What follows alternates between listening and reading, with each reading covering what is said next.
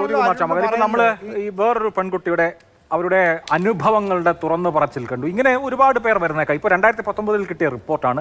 2019 ഈ പെൺകുട്ടി ആദ്യമായി പരാതി പറഞ്ഞത്. ഇതൊരു സിസ്റ്റമായിട്ട് ഇങ്ങനെ നിൽക്കുകയാണ്. ആ റിപ്പോർട്ട് AMR റിപ്പോർട്ട് താങ്കൾ വായിച്ചിട്ടുണ്ടാവുമല്ലോ. ഈ സിസ്റ്റം ഇങ്ങനെ തന്നെ പോയിക്കോട്ടെ എന്ന മനോഭാവമാണോ സർക്കാരിന്?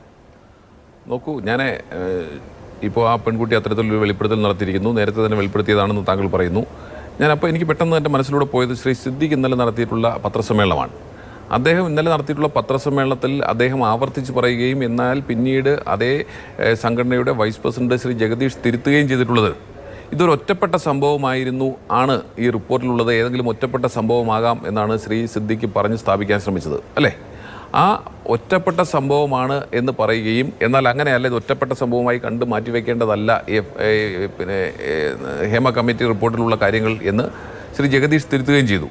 അപ്പോൾ ഒറ്റപ്പെട്ട സംഭവമല്ല ആണ് എന്ന് വാദിക്കുന്ന ശ്രീ സിദ്ദിഖിനെ സംബന്ധിച്ച് ഇന്നത്തെ വെളിപ്പെടുത്തലിനോട് പ്രതികരിക്കേണ്ടത് അദ്ദേഹത്തിൻ്റെ ബാധ്യത കൂടിയാണ്.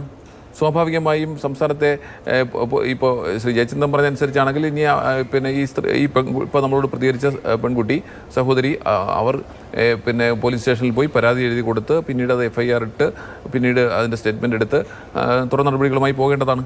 അപ്പോൾ ഇത് അവർ നേരത്തെ വെളിപ്പെടുത്തി, ഞാനത് എന്തായാലും ഫേസ്ബുക്കിൽ സോഷ്യൽ മീഡിയയിൽ കണ്ടിരുന്നില്ല.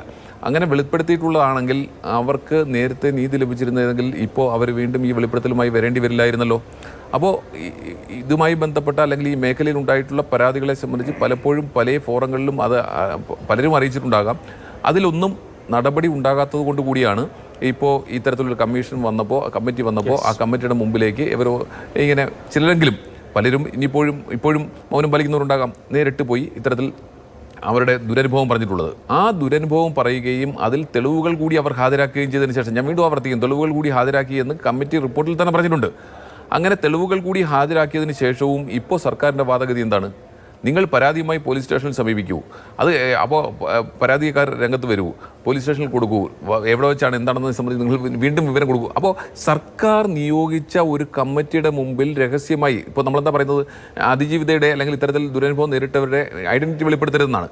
അവർ ഐഡൻറ്റിറ്റി വെളിപ്പെടുത്തില്ല എന്ന പരിപൂർണമായ വിശ്വാസത്തിൻ്റെ പുറത്ത്, ഉറപ്പിൻ്റെ പുറത്ത് അവർ ഒരു കമ്മീഷൻ്റെ മുന്നിൽ, ഒരു കമ്മിറ്റിയുടെ മുമ്പിൽ പോയി, ഒരു ഹൈക്കോടതി ജഡ്ജിയായിരുന്ന ഒരു വനിത കൂടിയായ ജസ്റ്റിസ് ഹേമയുടെ മുന്നിൽ പോയി ഇത് പറഞ്ഞതിന് ശേഷവും അവർക്കിത് ബോധ്യപ്പെട്ടതിന് ശേഷവും അവർ തെളിവുകൾ കണ്ടു എന്ന് ബോധ്യപ്പെട്ടതിന് ശേഷവും അവരുടെ ഇലക്ട്രോണിക് എവിഡൻസ് കിട്ടിയെന്ന് പറഞ്ഞതിന് ശേഷവും അതുൾപ്പെടെ കൊടുത്തതിന് ശേഷവും ഇനിയും നിങ്ങൾ പരാതിയായി വരൂ എന്ന് പറഞ്ഞാൽ സർക്കാരിൻ്റെ സ്ത്രീ വിരുദ്ധ മനോഭാവം അല്ലാതെ മറ്റെന്താണ് അവിടെ പ്രകടമാകുന്നത്? ശരി, ഓക്കെ.